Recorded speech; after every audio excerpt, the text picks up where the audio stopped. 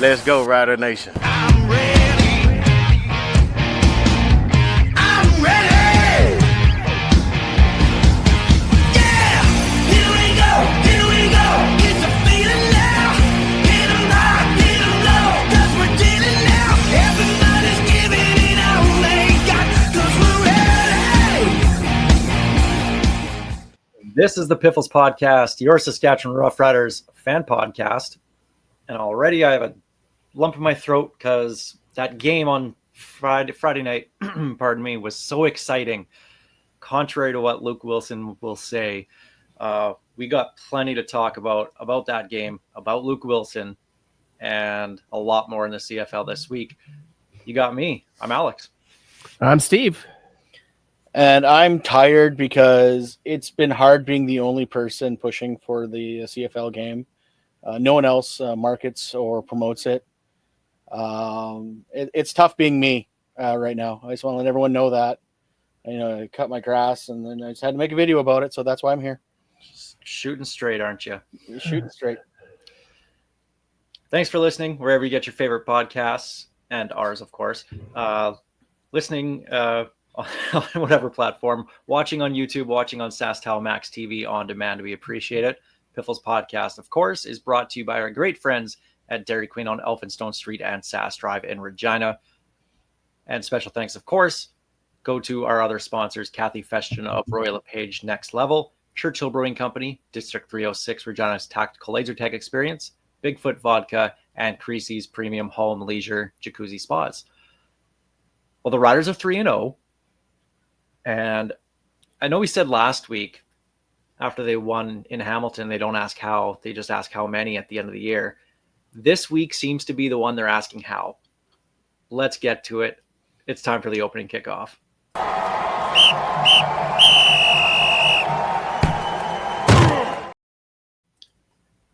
39-32 Riders beating Toronto in Toronto thanks to a almost walk-off kickoff return touchdown by Mario Alford, which probably shouldn't have happened in the first place. But we'll start with that kickoff because that's obviously the biggest play of the game. Find out after the fact that Toronto only had 11 players on the field, didn't field the full team, and sucks to suck, I guess. Oh, well.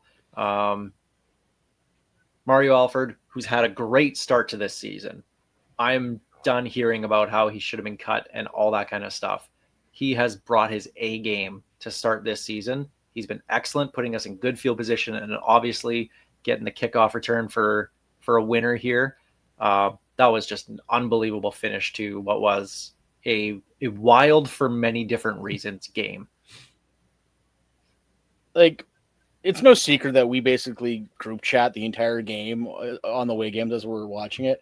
And I was like a couple seconds behind you guys, and we're talking about the score, and I'm like, oh, here we go. All of a sudden, both of you guys, oh my God, at the exact same time. I'm like, what just happened?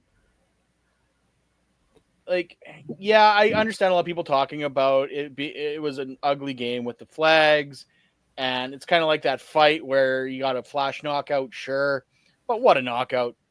Like, you could tell Alfred was ready to break one all game, and once he found his hole, he was gone. In any good boxing fight that has a great knockout, you don't think about the first few rounds. You don't think about how they all go, the jabs and whatever. You don't think about that. You think about the finish. And that's exactly what this game was. And I loved hearing from Rob Vanstone that this was the latest walk-off touchdown in Rider history, that we'd never had one at all that late in the game, or remotely late in a football game up until now.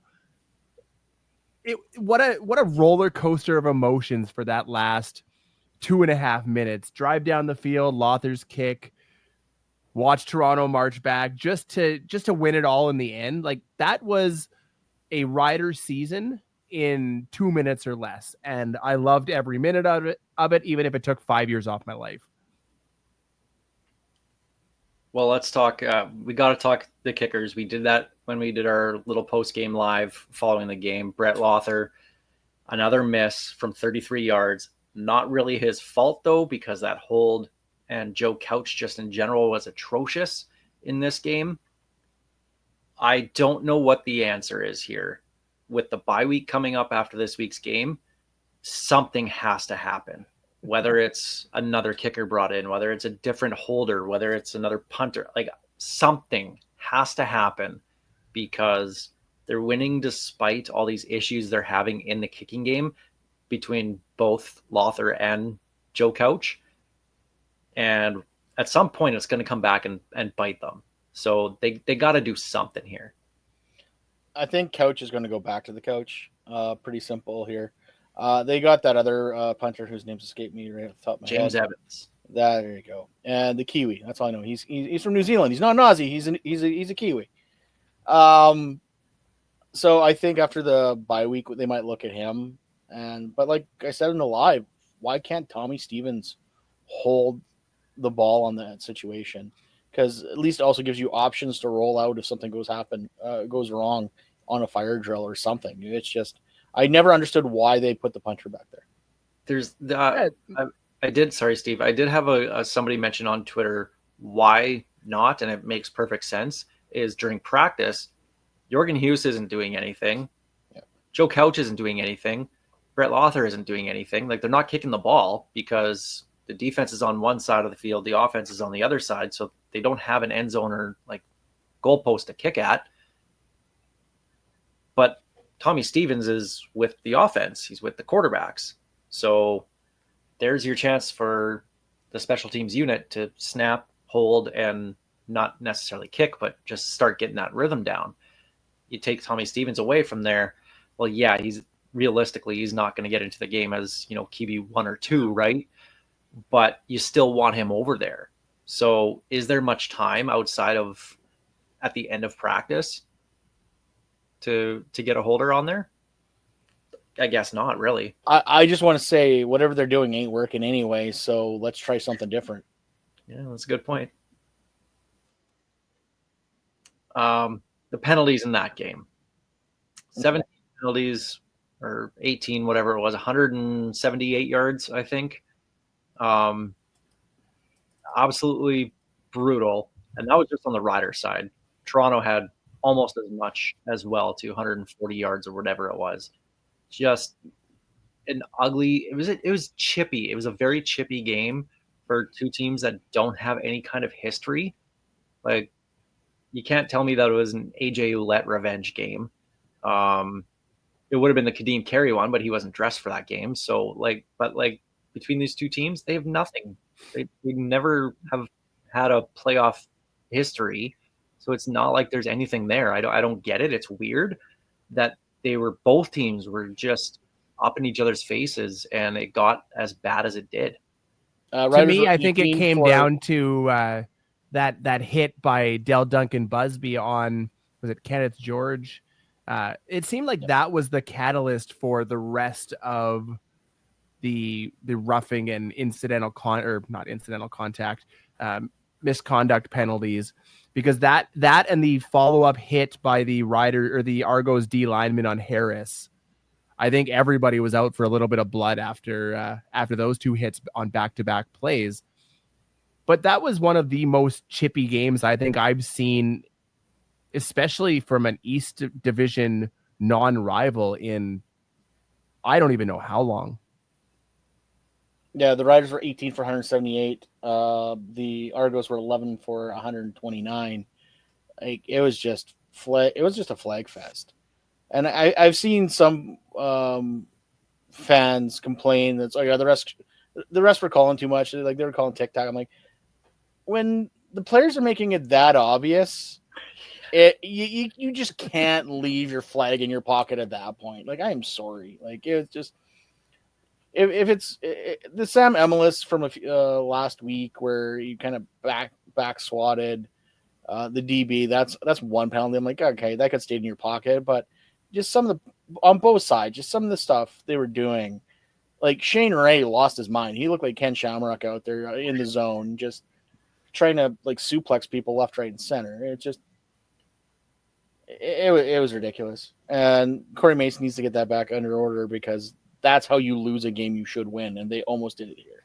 Well, and I'm surprised that there was no adjustments for the second half on the penalties, because the first half there was already a ton of penalties. Yeah. That was the time for Corey Mace to grab the guys in the locker room and be like, yo, chill out, like calm down or sit your ass on the bench. Yeah. Like that was the time to do it. And it clearly didn't happen.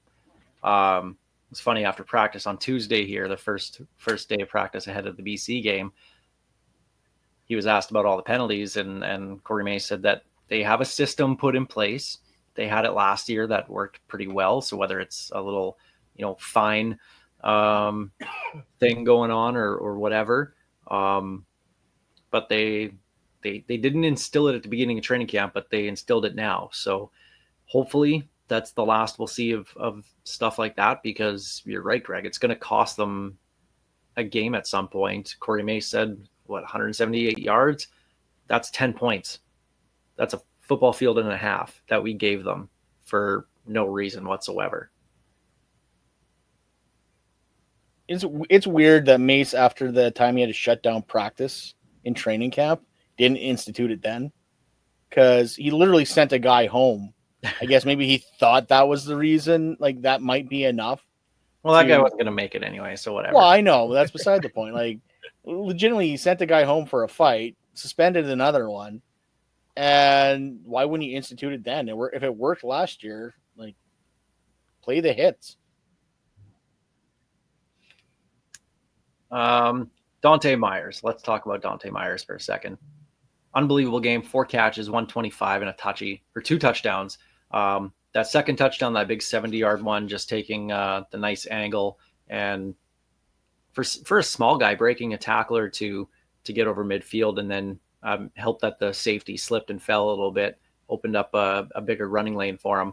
But that first touchdown on that fake slant inside and then the post corner route was just a beautiful route, and the pump fake by Harris, it was just executed so perfectly. And with Sam Ennis hurt and Toronto's defense clearly keying in on Keyshawn Johnson in that game, Myers stepped up, and that's exactly what we saw from him last year, was that big play potential. And in his 4 games that he played last year, had almost 400 yards.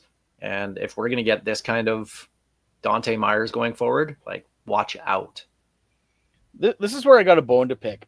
I need Trevor Harris to find a favorite receiver so I can play them in fantasy, because this is getting ridiculous. Every week I pick a guy and he throws it to a different guy. Like find a favorite. That's all I'm asking too. Like, we need that 1-2 punch. Like, Harris and Myers, Harris and Johnson. I don't care. We want that duo. And right now we've got him spreading the ball out so evenly, it's hard to tell. I almost prefer it this way. I mean, as a fantasy football player, not so much, but from a fan perspective, it's really fun to try and figure out who's going to be that guy today, because you do legitimately never know. And that's been a staple of Harris's career. He doesn't usually tend to lock in on just one guy, but to have 300-yard receivers through 3 weeks speaks volumes to this receiving core. I mean, we've been on the Dante Myers train since his first game last year. So in the exhibition, we were popping his tires. It should be no surprise. He is a star in the making, as is Keyshawn Johnson, or a star in the made, I guess, at this point. They've had their coming out party, but what a wonderful problem to have is who's going to be that 100-yard guy this week. Just maybe don't take a rider receiver in fantasy. Just I will say this, and I'll share it with you guys. Greg, you're going to want to take a look at that. Yep. Nobody cares about the fantasy football team.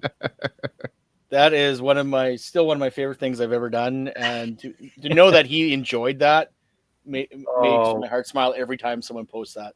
Warren Woods, working with him on the CJME morning show like I did, and then with the Green Zone, he would come in to the Green Zone office.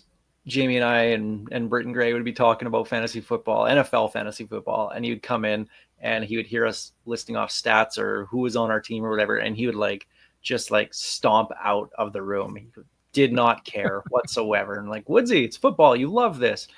I don't care. And he would just walk away. So it was very, very real. He did not care about your fantasy football team.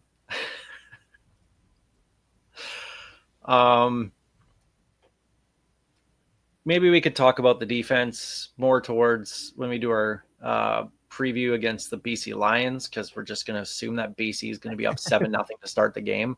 We mentioned in the live, that's 3 straight games to start the season. The Riders have given up an opening drive touchdown to their opponent. So again, at some point, you got to stop that, because you're already, before you get the ball, you're in a deficit every single time. Like, you can't go on the whole season that way.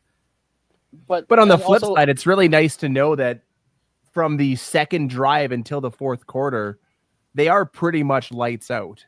So they just got to work on that one drive and then the entirety of the fourth quarter, but one kick at a time here. Well, that's it. The Argos got that opening touchdown and then didn't get close until time ran out on the clock, and here you kicked a 56-yarder. Like, the Riders defense, after they took that first punch and then locked in, I just wish they would dodge that first punch and then lock in. Like I said in the live, if you win the coin toss, just take the ball. Don't defer it. Just take the ball so you don't go down 7-0. Yeah. And one last thing I want to mention about that game is that run game and the 2-pronged attack of not only AJ Ouellette, who's looked fantastic this year with those touchdown runs, 27-yarder in this one. The blocking on that was unbelievable.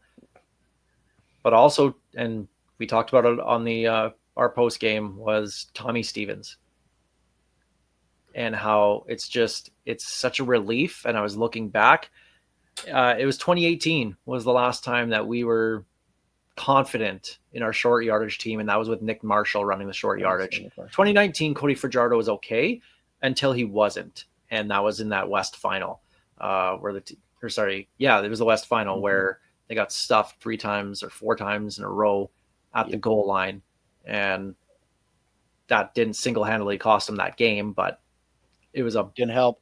Yeah, it was a big reason why they didn't win, that's for sure. But since then, Mason Fine and then Jake Dolagala and Shea Patterson, didn't matter who it was, didn't matter who was on the O-line. They just couldn't get that friggin' yard that they needed when it counted. And to have a guy like Tommy Stevens, who not only easily gets that yard or 2 or 3, he gets 27 if he breaks it out to the outside. So when he bounced that one out, I thought he was gone. Come on, Tommy, take it to the house. We've been saying it since week 1 that he may just be, thanks to a couple of injuries, the most important off-season free agent signing that we had. It is so comforting to be able to relax. 6-7 years of not being comfortable in 3rd and short or 2nd and short. Like, there was a spot they were 2nd and almost 2, and they trotted Tommy Stevens out there, and I knew he'd got the first down. That's a weird feeling for Rider Nation.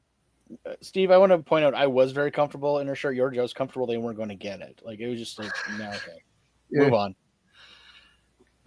The plus side, it made it really positive when they did finally get one in those years past. Mm-hmm. It was a celebration worthy, almost touchdown worthy celebrations. But you know what that was? Seeing all those quarterback sneaks, Steve? You know what I learned that was? Junk football. That was junk football, according to Luke Willson, CFL and TSN. But the tush push is exciting.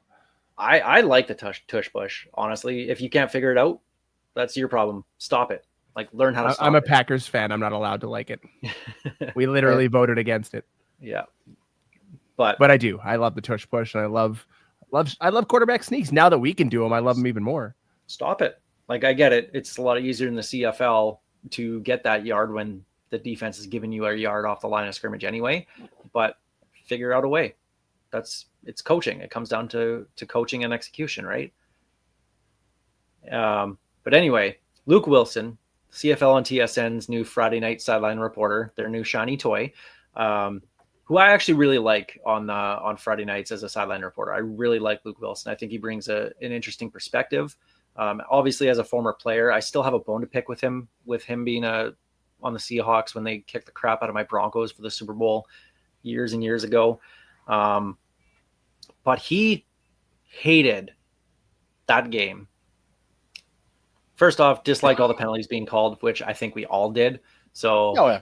that's fine. We all didn't like that there was no rhythm to the game because of all the penalties, and that every once in a while that happens. So I agree with him there that it was just there was no flow and it was frustrating at times. But the last 3 minutes of the game, he did not like. He hated that Brett Lawther missed a chip shot, which I think we all. Hey, Luke, we all. us too. Don't worry, we were right there Yeah. with you, bud. But then he was upset that Toronto was able to go 9 drives and not have a big long passing play and still drive the field and not have to use a timeout and only took a minute 34 off the clock. That's the best part of the CFL is the clock rules in the final 3 minutes of the game where the ball, like the whistle isn't blown in until everything's set. Not like the NFL where it keeps ticking and ticking and ticking and you don't get as many plays off.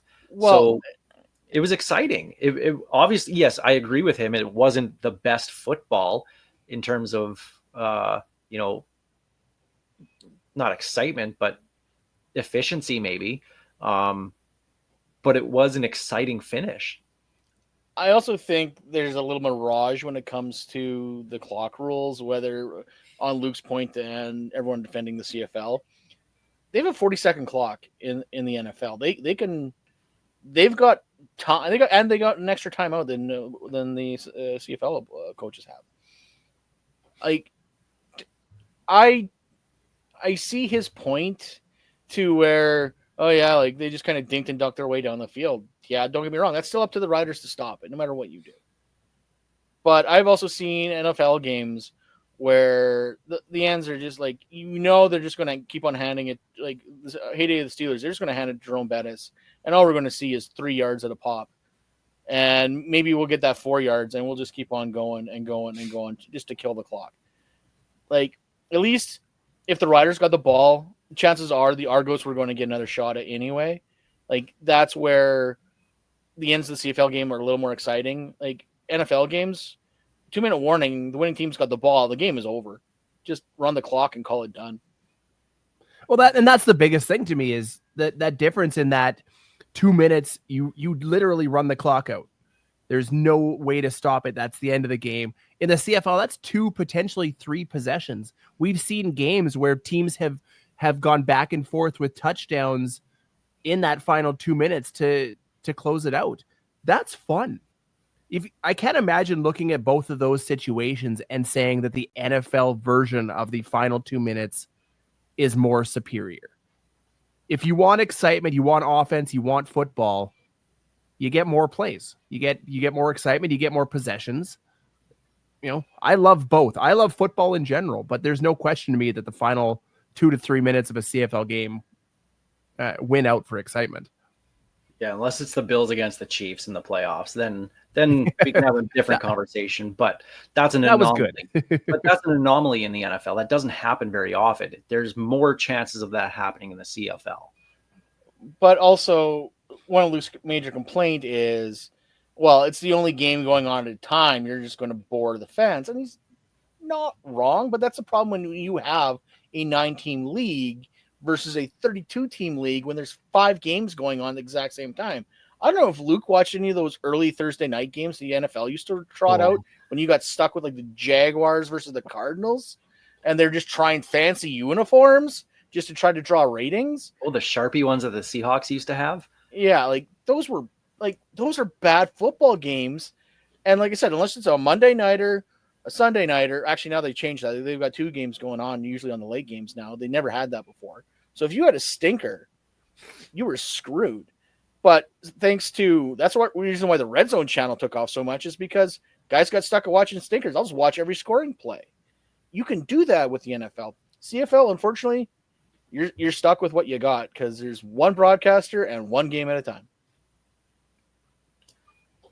And I know everybody's commenting about Luke Willson. I've seen lots agreeing and I've seen a lot disagree with what he's saying. I don't want to get too much into it. What I see is a guy who clearly wants the CFL game itself to be better, but I think he wants it to be the NFL. when it's not going to be the NFL. Maybe it's because he grew up and played in the NFL that he's used to, it's all about absolute perfection in everything you do. CFL is a little bit more chaotic of a game than the NFL is. Now, obviously, the NFL has the money; they have all the coaches. And one thing that he said that the CFL needs, and I 100% agree with him, is basically get rid of the coaches cap. Is they don't have dedicated coaches. And we can thank Chris Jones and Craig Reynolds for that. But like the issue I have, and I actually agree with a lot of what Luke Willson said. The issue that I have is he's slamming the game. He slammed it for how many years on Overdrive on TSN? Now out of nowhere, he's here and he's still slamming the game, which fine, fair enough. Give criticism where it's deserved, but he's not offering any solutions. If all this is wrong with the game and he has all the answers, what are those answers, Luke? And he's not going on any media to say it. So that's my issue. If you're going to come in hot out of literally nowhere where people are asking, who the hell is this guy? Because if you're not watching the NFL, if you're not a degenerate watching backup tight ends like Luke Willson was, you don't know who he is. If you were just only watching the CFL game, you have no idea who he is. And now he's coming in and telling you everything that you love about your game is wrong. Well, yeah, I can see why you'd be upset at that. But at the same time, I do like that there is somebody who's employed by Bell Media, the biggest partner the CFL has, their only broadcasting partner, that is going to say stuff that shake things up. That is good. That hopefully maybe not forces challenge or change, but addresses potential change with the CFL for things that do need to get changed. So I like that we have somebody that is outspoken and willing to go out there and say all this, but offer an alternative. When you have a bomb thrower, there are going to be people that are going to get hit by shrapnel. And that's where we're at right now. Like he's making some very good points, but at the same time, I don't say he's losing the plot because he's obviously getting noticed. Like it's working to a certain degree. The entire numpty thing, I'm still trying to wrap my head around that. I don't understand the point of calling out bad fans or old media as calling out fans, and that's a weird flex. And don't get me wrong, some of them deserve it. I'm not saying they don't agree with them. And don't get me wrong, some of them deserve it. But at the same time, it's just it's weird, but I kind of get it, and it's getting noticed, so that's good. There's no such thing as bad publicity, so to speak. Sure, there is. Yeah, I guess there is, but at the same time, it's not fixing the issues, if that makes sense. It's the story is what he's doing, not the issues now. So we need to find that middle ground to make it work. And I think his heart's in the right place. I just don't like the way he's doing it. The only issue I have with it, and you kind of brought it up, was the whole CFL numpties list. And it's not even that it's people that are bad for the league or this or that. It's 100% the people that disagree with him or talk back to him that are on that list. And I get it. It was funny to me the first time. And even one of the guys on the list, Josh, his biggest gripe was that he wasn't number one on the list. He is now, isn't he? Yeah, probably. I think he got promoted, actually. Did he get promoted? Like, I understand having a little fun, but that stuff's coming off a little bit. I don't even know the right word for it, but it's not a good look. That's the part I don't like. I love the engagement and I love the discussion. Even if I don't agree with it, I like that he's getting people talking about the CFL and potentially people that may not know about the CFL, because a lot of his followers are probably, Overdrive guys or NFL fans from Seattle, things like that. These are guys that he may bring in, but you're never going to bring people into the league by crapping on the game and its fans without solutions. So give us something, offer something. I love the discussion. Just maybe not the presentation. Gabriel Morency used to be on Hardcore Sports Radio. I've rediscovered him, and I've been following him again on social media. And he's out there pumping the CFL game all the time now. He has found, and he's been on the Pat McAfee show. He's been pushing the game wherever he can. He was at the BC Lions game last week, just like basically live tweeting it. He's more for that gambler. Like he's big talking numbers. He's big making picks, but he likes the game. He's promoting the game. So there are voices out there that typically weren't in this space. I know I joked earlier that I was the only one pushing the game because apparently I think that highly of myself. But there have been people pushing it for years. It's just good to see that other people are starting to come into this space and pushing it out. And that's the way it needs to be.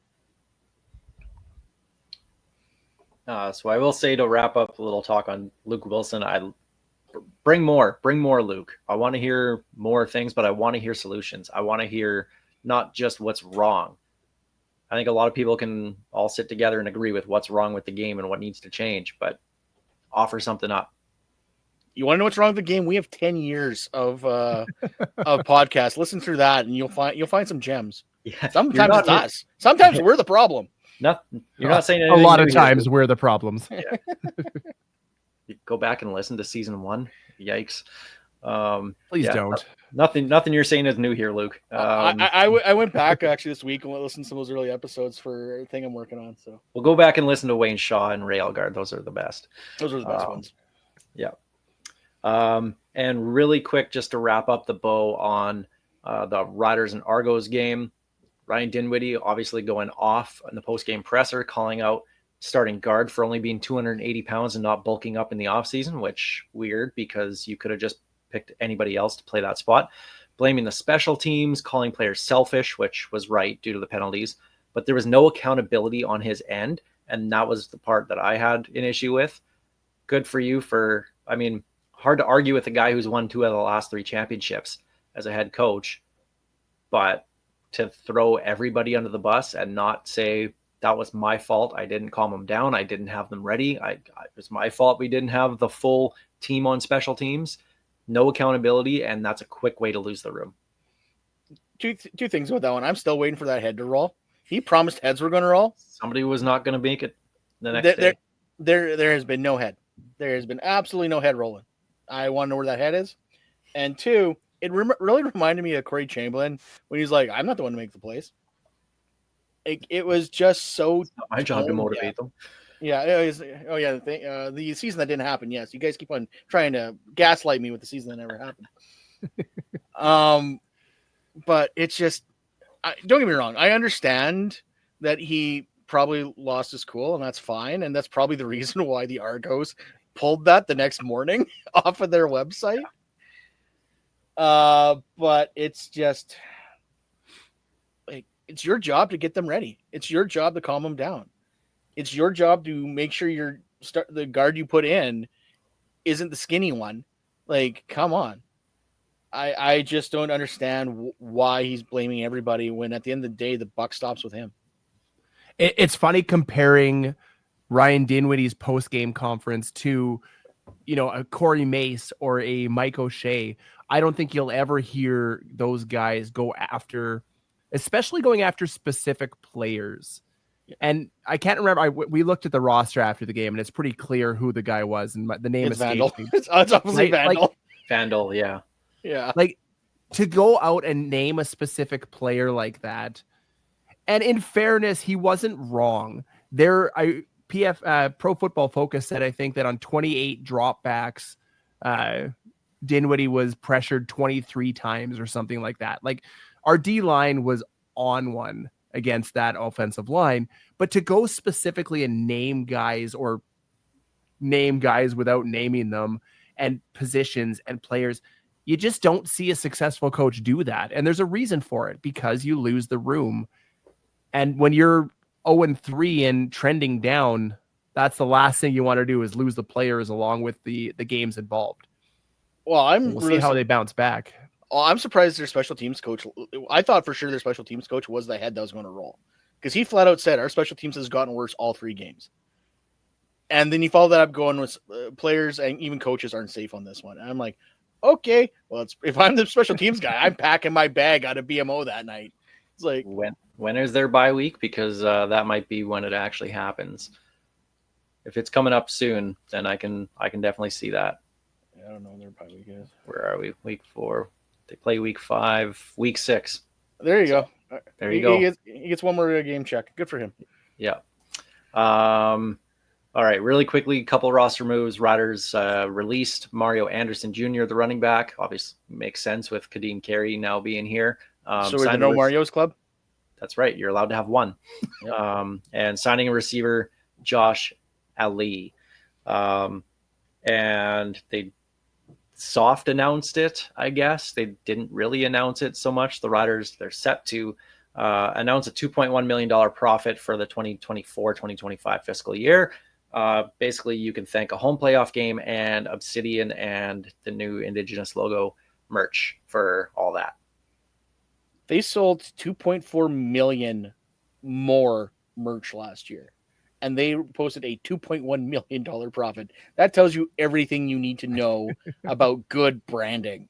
People bought into Obsidian. It worked. And the Indigenous logo. I completely forgot about the Indigenous logo. That was also a very good launch for them as well. And then just last week, they did the color version of it as well, too, which we actually have some merch for our Banjo Bowl bus trip with that logo. So we'll be giving some of that away. But just very good designs and releasing them at the right times. I was there when the morning that they put out the Obsidian merch, the Indigenous logo merch, and stuff was flying off the shelf. That store was busy and people were all over, even with the color version, the hat that I'm wearing right now of the Indigenous logo. I was there at, I think it was around noon on the Saturday that they launched it. And that store was very, very busy and everybody was over there in the one spot where they had all this stuff. So they're knocking it out of the park with their stuff that they're bringing in. I love when they released the Obsidian jersey, or just before, all you heard was fans saying how the Riders don't need to change their colors and you don't need the dark jersey and you don't need this, you don't need that, and you got to leave it how it is. Clearly they had it figured out, because I'd say 1 in 5 jerseys you see walking down the street or at games now is that Obsidian jersey. And the younger I would never have predicted that. That's the big thing, is you're seeing it mostly on the younger crowd, because you can't get the older crowd to change. We're stuck in our ways. My son, we bought him a new jersey last year, and he wanted the Obsidian one, and I'm like, can you wait till next year when they're the same price as the regular jerseys? But no, I ended up buying him one last year. But that's it. Like I said before, branding sells. Branding sells. That's it. If your brand is solid and your brand is strong, you will make money. And I know the Elks fans are like, oh, the Elks name is stupid. They're moving a bunch of those jerseys that remind everyone of 1981 because of the brand, not because of the name on them. They say Edmonton across the chest, and the team still sucks. Good. That's the opening kickoff presented by Kathy Feshton of Royal LePage Next Level. Let's get to Remember That Guy. Remember That Guy, sponsored by District 306, Regina's tactical laser tag experience. Greg is going to pick a player from Rough Rider history, the who's who and who's that of Rough Rider history, and give us some hints, and we're going to try and guess that player. So let's remember that guy. How many Van Stones? I think this is, actually, I was going to say, this might be an easy one. I'm pretty sure this is like a 1 or a 2 Van Stone. Ooh, okay. I'm really scared that you guys are going to get it very early. Those are the ones I usually struggle with, right? Which is scary to me. All right, born in Dennis Stockport. Guile. No, Damn it! Unless Dennis Guile was born in Stockport, England, it's not Dennis Guile. Dave Ridgway. God damn it!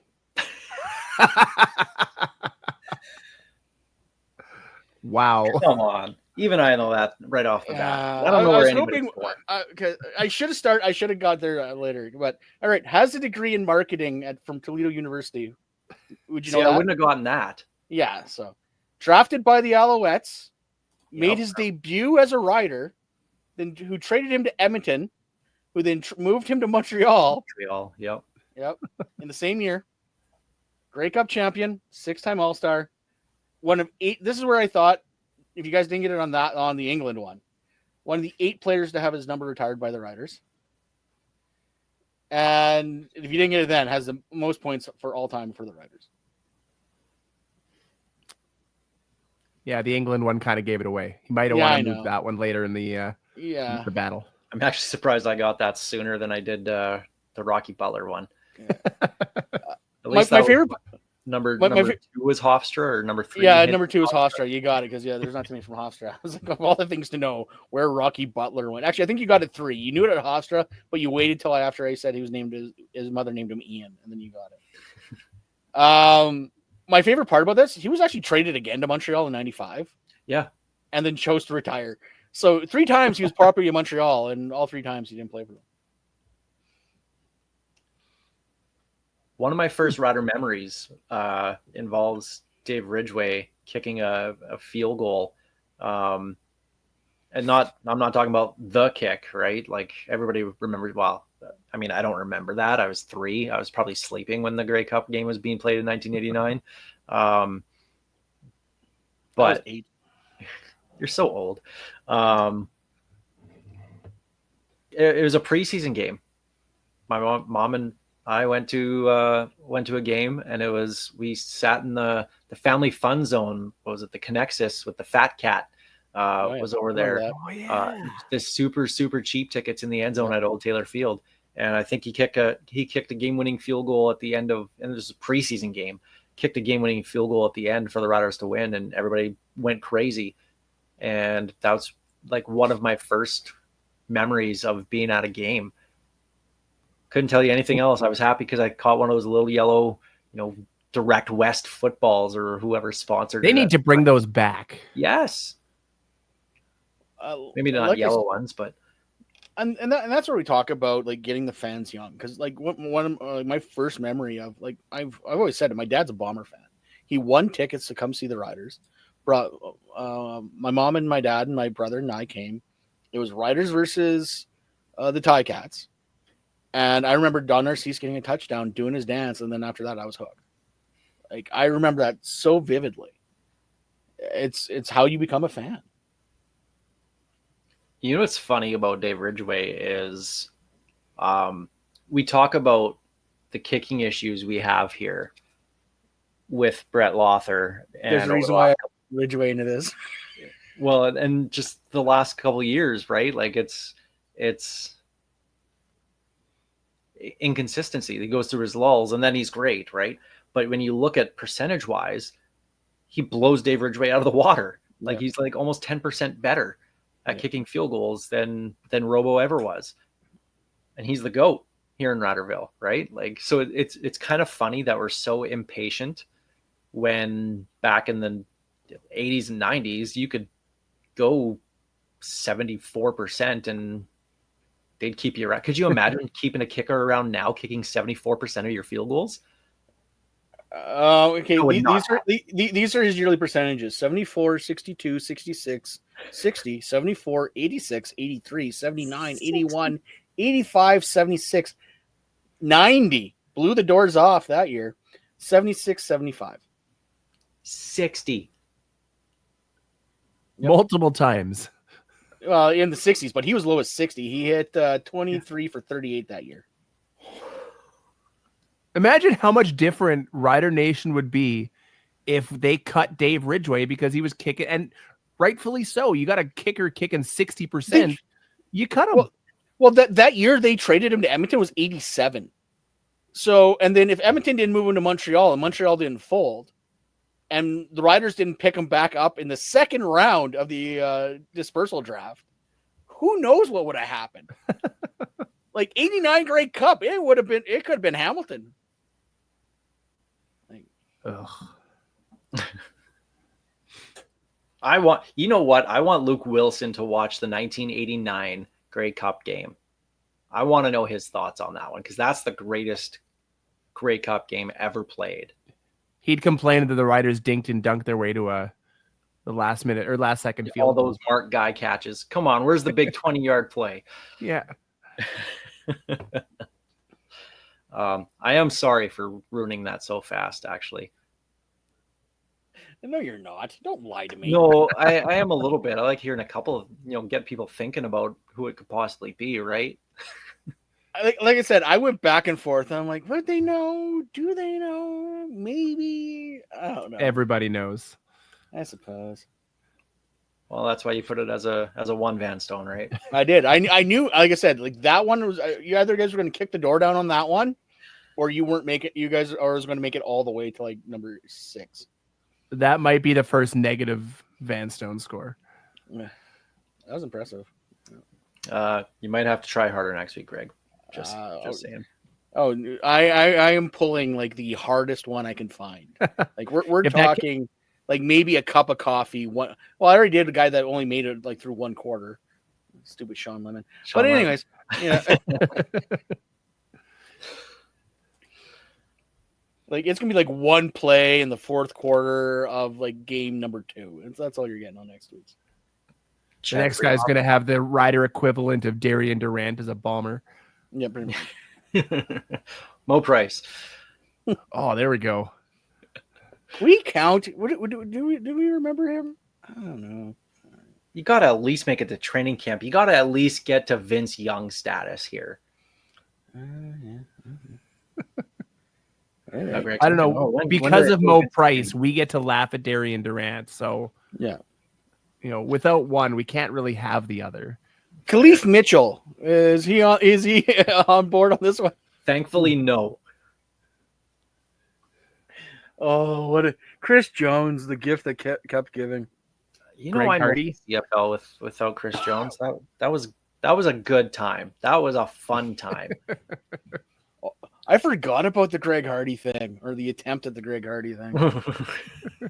Oh my Lord! I think I put that away with the 2011 season. Well, there's remember that guy, sponsored by District 306, Regina's tactical laser tag experience. Time now for Churchill Brewing Company odds and end zones. Really quick, don't want to spend too much time on this. Adam Bighill signing with the Stampeders, to me, screams desperation. I'm a horse.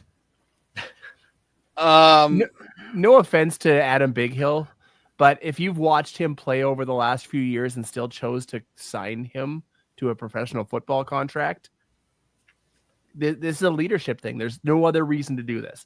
It's not for his play on the field. Absolutely. And great human being, it seems like, by all accounts. Nothing against the guy, but he is not the player he was 5 years ago. So this to me is, I wonder how much leadership they lost with guys like Bagleton going down and needing kind of somebody of that calming presence in the locker room of somebody who's been there recently. But even then, it's not like Bagleton's gone. Bagleton is going to get his stuff done and be there. Like, how bad is your locker room that you need to go sign Bighill when you know he's a shell of himself? This feels like I know we like to make fun of Dave Dickinson and his as a GM, but he doesn't know what the hell he's doing. Like, I'm sorry, it's obvious this team's gotten worse with him at the helm. May it continue. There could be potential, and I'm really hoping this happens. After the Riders bye week, they have their game against Calgary. Micah Tights and Adam Bighill could be two of their starting linebackers. If that happens, our offense better be putting up 600 yards. Whatever AJ's run total is, I'm taking the over on that week.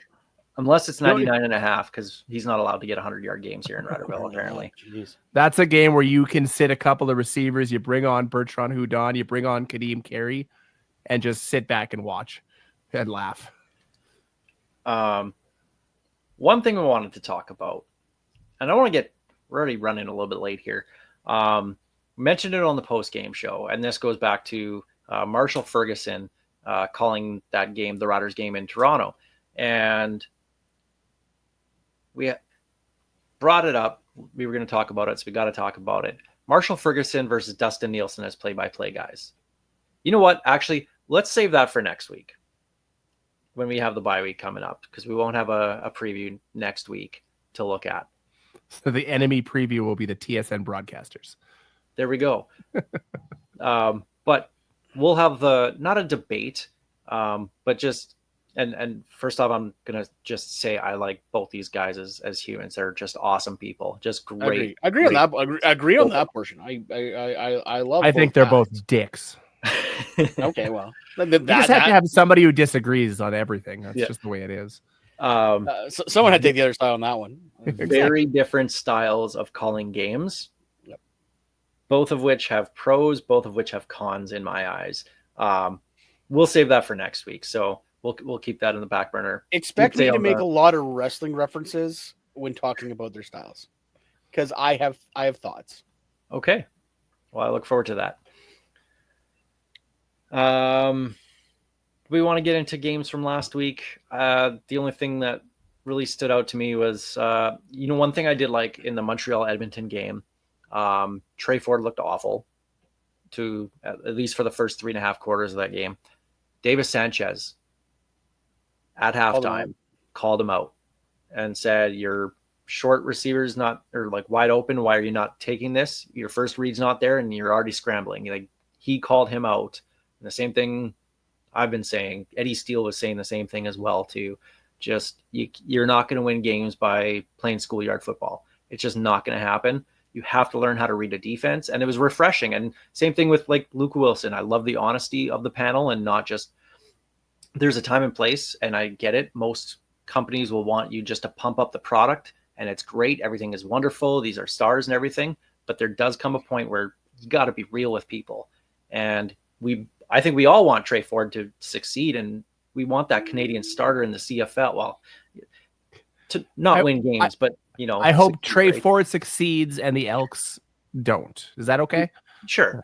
Yeah, but all right. The story is yards great. and no touchdowns. I'm fine with that. Perfect. Like, the story is great. So Vernon Adams. Yeah. You want him to do good. Like, it's such a good thing. It's the whole Canadiana thing, right? We go back to that. A Canadian quarterback, which we haven't seen in a long time, take the league by storm. If he turns out to be great, like that's such a great story. I think CFL fans would love that, right? But there comes a time where you got to call a spade, and I absolutely love Davis Sanchez doing that on the panel last week. The thing about Trey Ford is it's very much like the early Vic defense. If you just don't rush him and try to make him throw it, like, if you can corral him, he ain't making his next couple reads. Vic got over that very quickly. Trey Ford still hasn't figured that out yet. And it's going to take some time because it's been 3 seasons. They signed into that starters deal. So they're kind of stuck with the guy, unfortunately, for at least this season, it seems. And I will say, watching Trey Ford do his schoolyard playbook is fun to watch. It's fun. But it is not sustainable if you want to succeed on a football field.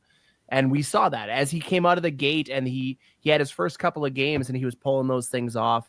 There was no what do you call it? There was no playbook on him. There was no film on him. Now that he's been watched and they see what he can do, it's not much different than Cody Fajardo after people saw that he would do that blindside turn on every play. You start to pick up those habits. And for Trey Ford, his habit is look at the first guy and run. It's defenses will pick that up. You don't have to cover too long. You have a lot more freedom, and a defense like Montreal's is going to pick that apart all day long. And we saw it happen.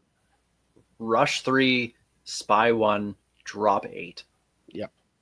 That's how you defend him. It's simple. And if I can figure that out, what do you think these professional coaches? I was going to say, coaches that actually get paid to do it can figure it out? Yeah, I hope so. Yeah. All right. Well, let's get to the Riders game here against BC. This is the enemy preview presented by Creasy's Premium Home Leisure Jacuzzi Spas. Riders versus BC.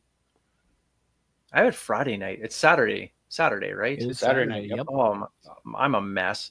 Saturday. That's why I have it on the screen so we can all see it. Thank you. Oh yeah, you do. I never seen that. I put in extra work, Steve. There's a first time for everything. We used to do that in the first couple of years. It didn't get us anywhere. I know. Yeah, exactly. Look where it got us. It got us you, Greg. Yeah, man. Oh, Best thing ever God, happened to you guys. Because like I said, I listened to a few of the first episodes the other day. Yeah, those were bad. Those were very bad. let those die. Can we pull those like Dinwiddie's press conference? Oh no, they're there forever. Yeah, they're there forever. Internet's forever. Technically, they're in 2 spots too. They're in SoundCloud and on Podbean. Yeah. First day of practice for the Riders on Tuesday here. No Trevor Harris, which they listed him as with a head/illness. So Corey May said he had an infection of some sort. So whether that's a cold or something, but also didn't say he was in concussion protocol, didn't not say he was as well. So obviously he took that shot to the head. A guy like Trevor Harris right now, you give him all the time he needs. If he can come back for the walkthrough or the close practice, that's all he needs for this one. And Jake Mayer needs all the practice he can get. So it's a win-win for everybody. You getting a little nervous at the idea of Jake Mayer as a potential starting quarterback on Saturday? How you feeling, Alex? You got his jersey yet? They still got Nathan Rourke, so I'm not worried about it. If he even plays himself either. But sounds like Trevor Harris will be fine, but it is something to kind of watch as the week progresses. But with the bye week coming up, there's the question: do you rest him and have Jake Mayer as your number one in this game? Because you got to look at the longevity of the season, and if we are dealing with, I'm not going to call it a concussion because we don't know exactly what that was, but he took that shot to the chin, and he's 39 years old. Is this the time to sit him if you're the Riders? If this was a non-divisional game, I would say yes. But this is potentially a team that you might be battling for first in the West. Under no circumstances. At 1 and 2? First or second in the West. But how many more times do they play BC? Or do they play Winnipeg? If you look back in our standings, we all predicted BC to be up near the top of the standings. So yes, they haven't looked great to start the season, but this is a team that we predicted to be battling the Riders for a potential home playoff game. With that in mind, if Trevor Harris is healthy, he plays, no question. And you can't, you don't take the risk in dropping essentially a 4-point game. I don't know. I guess, honestly, considering Winnipeg plays Edmonton on Thursday. And if Jamie Nye is correct, as the only person in the CFL that picked Edmonton to win that game, I think you think about it. If you can be 2 games up, and BC has not looked good this year, and I don't care if they played Winnipeg twice. Like, they look good against Edmonton, and Edmonton looks terrible against everybody. So I think your long-term health is better than a short-term victory now. Definitely something to monitor as the week goes on. As we say that, they'll probably practice on Wednesday and probably put everything. And everything we say right now means nothing anyway. Yeah, usually happens that way anyway. No Keyshawn Johnson, but don't worry. That was, I guess, it was just a personal thing, but he's going to be good. No Sam Emelis again, which has that foot injury.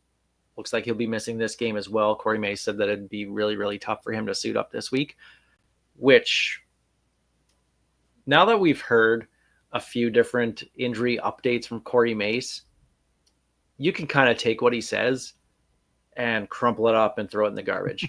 He's getting very, very NHL coachish about it and not giving you anything, which sure, I get that, but upper body injury. Okay. Right. You got to take what Corey May says about injuries with a grain of salt right now, because, it wasn't so bad. And all of a sudden KSB's on the 6-game list, or Philippe Gagnon. Yeah, it's not that bad. Bicep injury. Not confirmed by the team that it's torn, but we've heard that it's a torn bicep and he's done for the year, right? Like now he's saying it's nothing long term with Sam Ellis, but now it's 2 games. Okay, well, with the bye week, I was gonna say 2 weeks into the bye week, like I said, playing an playing a BC team that doesn't look good. I'm not worried about it. I'd be more concerned if it was Harris, not one of the receivers, because Jake Mayer is a big step down to Trevor Harris than our receiving core missing Sam Ellis for 1 game going to a bye week.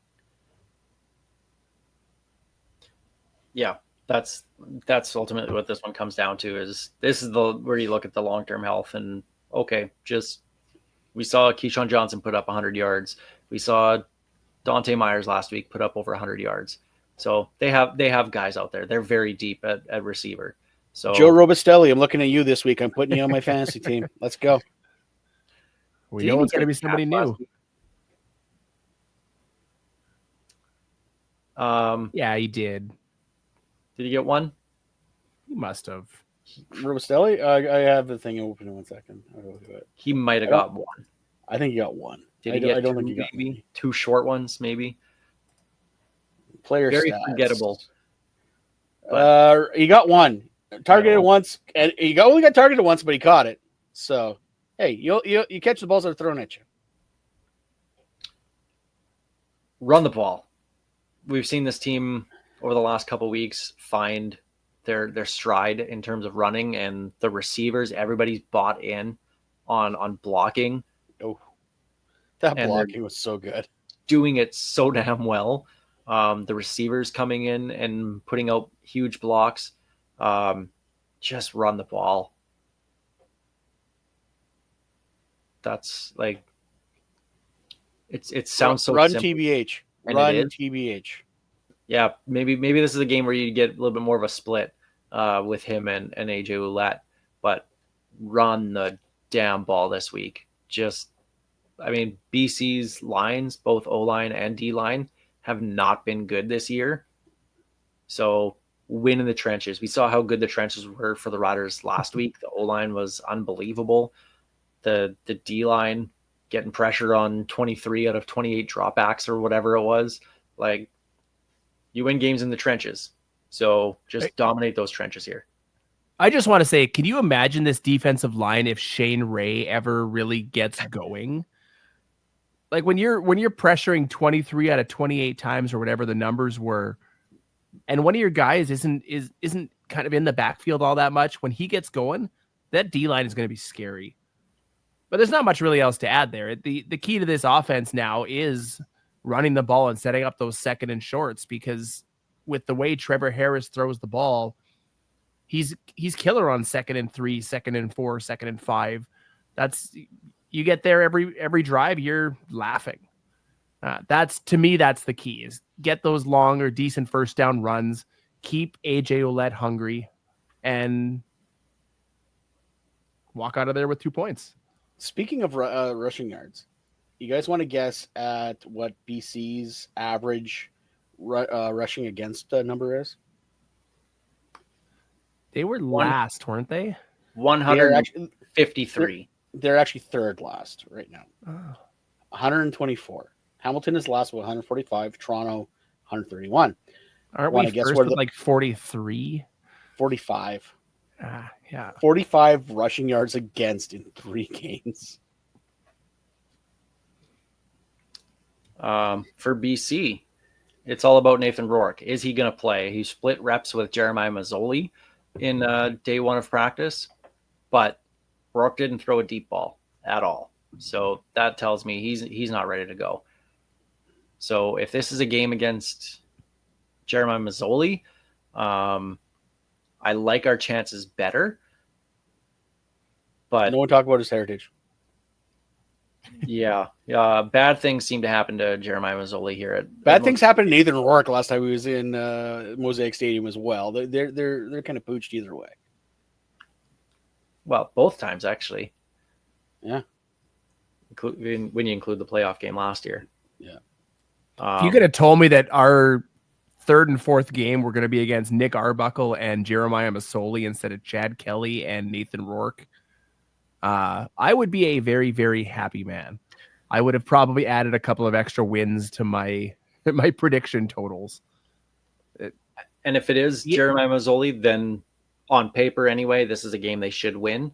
I think even with Nathan Rourke, this is a game they should win.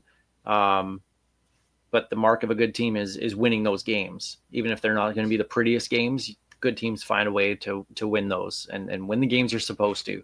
So this is one that they should. I don't see a reason why they shouldn't. Their trenches, their O-line is better, their D-line is better.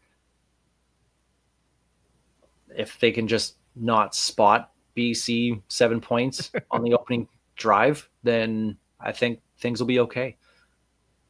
This literally should be 3 points by BC going into half. It's where it should be. Like, nothing BC's got right now besides McInnes with no one to throw to him scares me. Not the running game, not anything else. Well, and Rourke wasn't even really targeting him all that much in the first couple weeks either.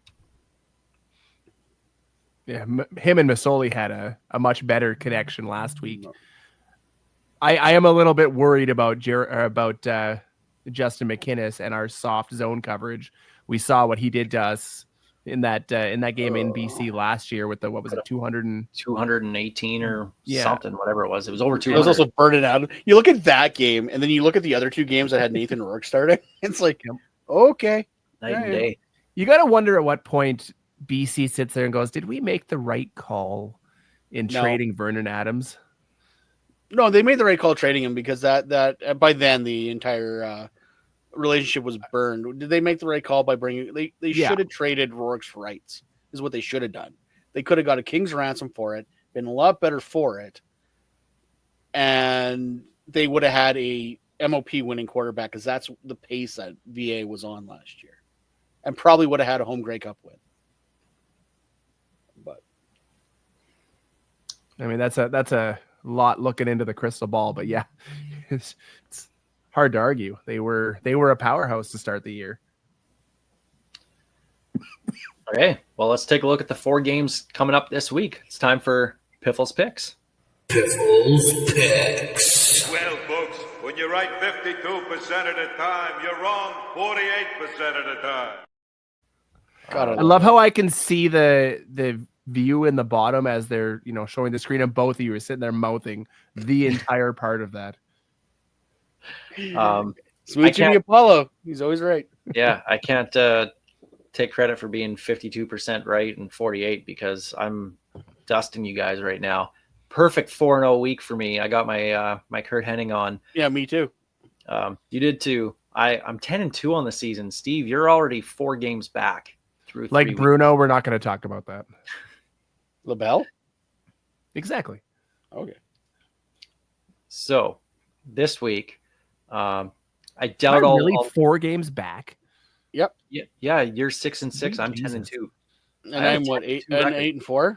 You're 8-4. Yeah. Yeah. Yikes. This is what happened last year is I fell behind and then I started having to make bad picks to try and catch up. And it just snowballed into. Oh, that's okay. Yeah, because the bad picks were to catch up, not what you were doing before that to fall behind. The bad picks at the beginning were on purpose to make for entertainment. Let's go with that. I don't know if I'm going to need the bell this week, guys. If you guys get these, I'm going to be impressed. Probably not. There's no way I'm going to get 4 for 4, which actually is way more impressive than me going 4-0 last week. The first game, Thursday night, Edmonton at Winnipeg.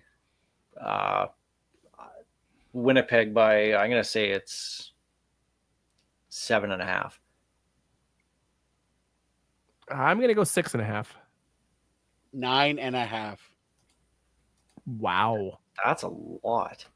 I'm going to Jamie Nye that one and take Edmonton. Craig? God, don't make me say it. That's a big number.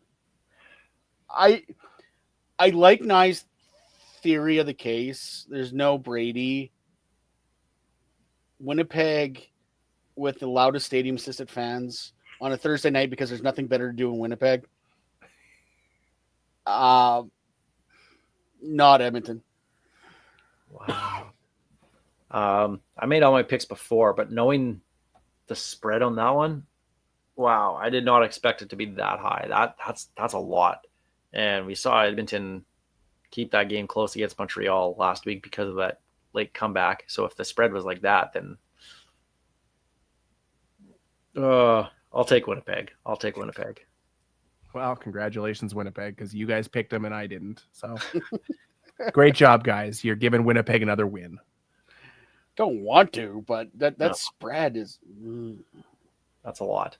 it's a lot. It should be Edmonton, but I don't trust it. Yeah, I don't know. Game 2, Montreal at Hamilton. Davis Alexander may not play for Montreal. Didn't practice in day 1 with a hamstring injury. Does that change anything in this one? Steve, what's your pick on the spread here, or your guess? That's a tough one. If it's going based on Alexander potentially missing, I think it's going to be a closer score than it would be otherwise. I'm going to go -2.5 for Montreal. I should add. Yeah, obviously, I knew what you meant. Yeah.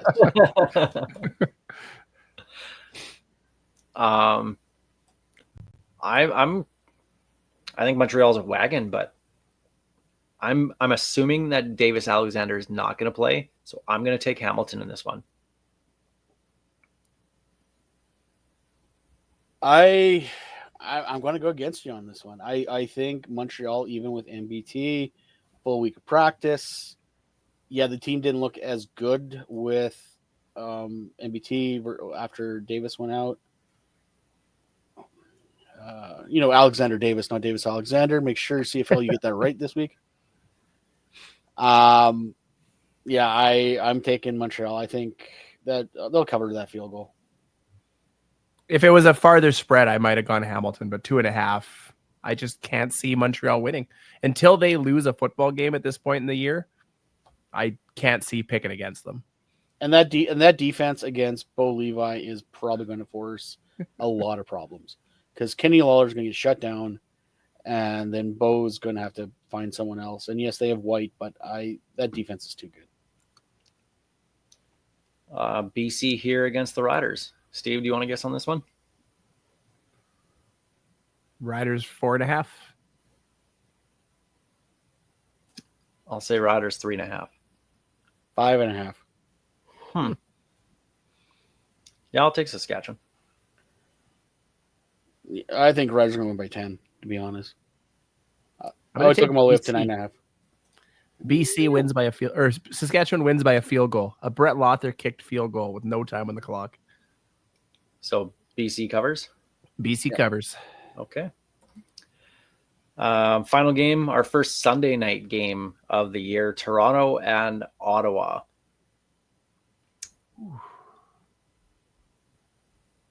I don't know what to make of this one. Jeez. Ottawa by 1. Is it Ottawa or is it Toronto? God, they both suck. I'm going to go Toronto by 1.5.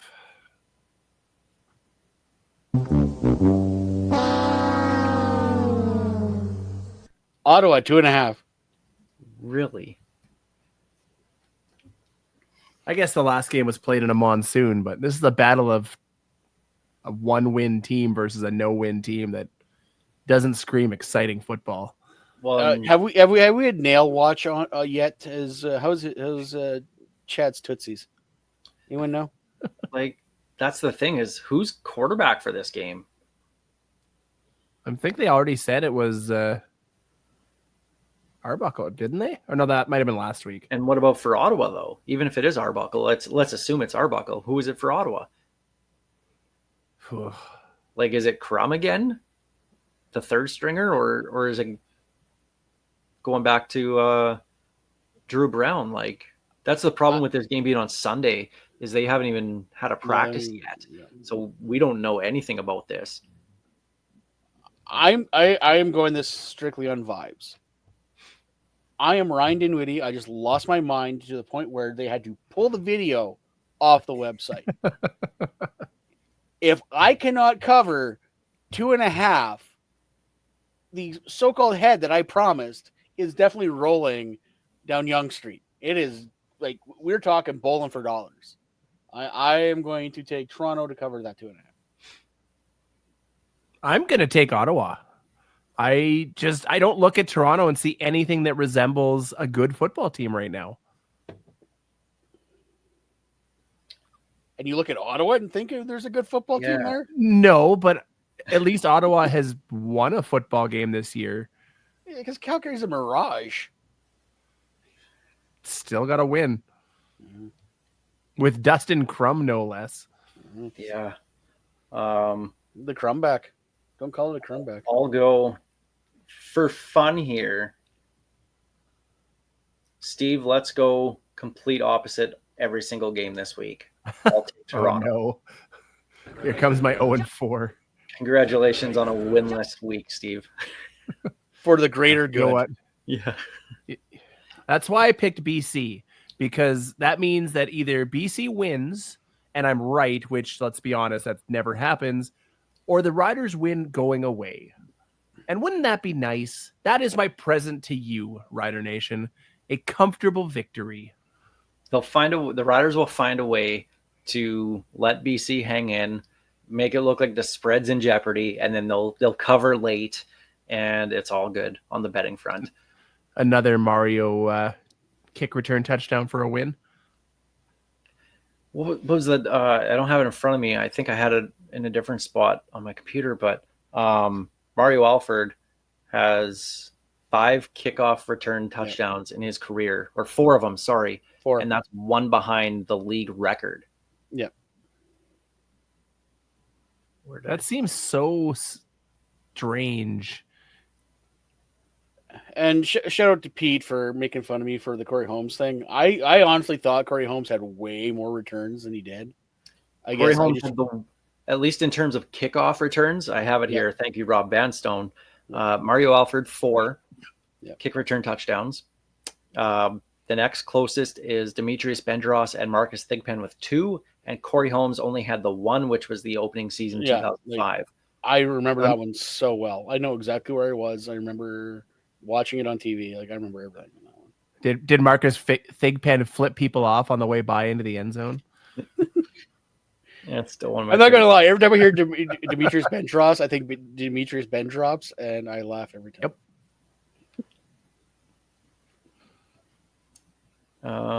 Such a good kick returner, such a terrible everything else. Anyway. And one more thing before we go, since I had the stat from Rob Vanstone on that, I'll leave with one more Rob Vanstone stat. The Riders have tied a team record for fewest sacks allowed, 2, after the first 3 games. The feat was first accomplished in 1992. So this O-line is good. This O-line is doing very good, and friggin' love Edwin Harrison. And it's not even the line they signed, which is even funnier. It's just one of those.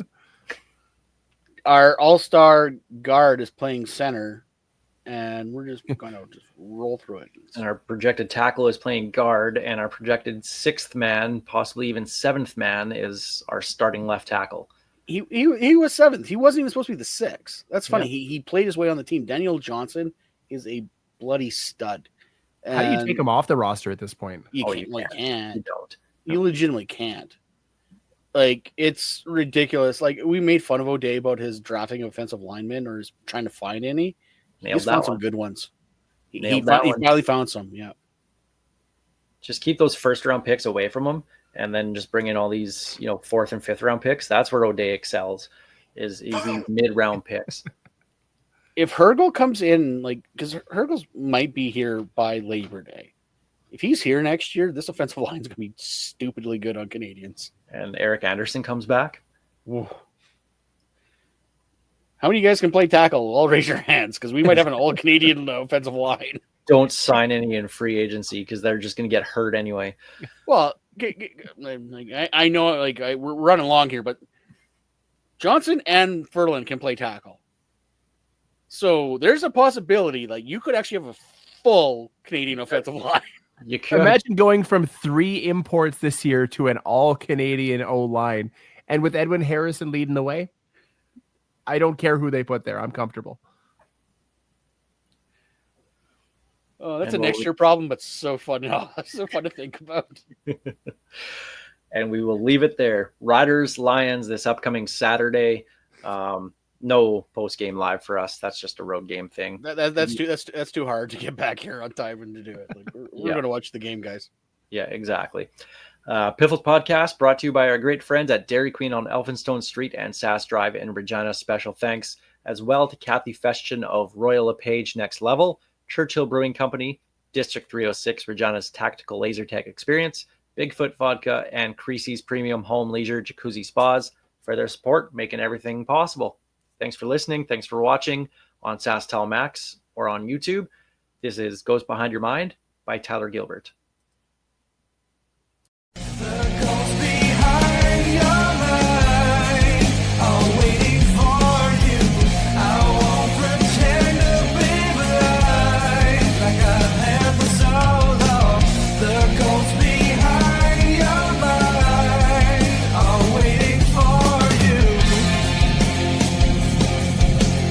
Thank you for being such a big supporter and fan of the CFL and myself personally.